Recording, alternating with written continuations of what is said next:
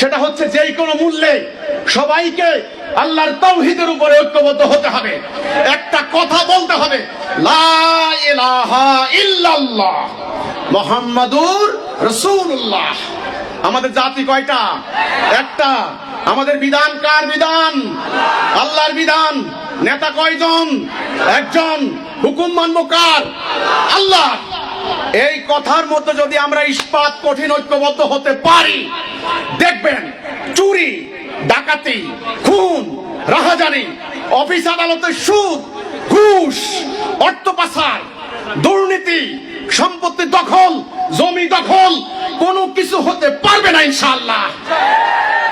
আল্লাহ রাসূল এই সত্য প্রতিষ্ঠা করেছেন আরব সমাজে। আল্লাহ রাসূল কোরআন শরীফ নিয়ে কবরে চলে যাননি, আমাদের কাছে এই কোরআন রেখে দিয়েছেন।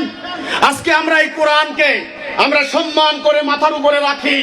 আজকে আমরা কোরআন পড়ি, কোরআন মুখস্থ করি, কিন্তু আমরা এই কোরআন মোতাবেক আমাদের দেশ সমাজ পরিচালিত করি না। এটাই হলো আমার কথা।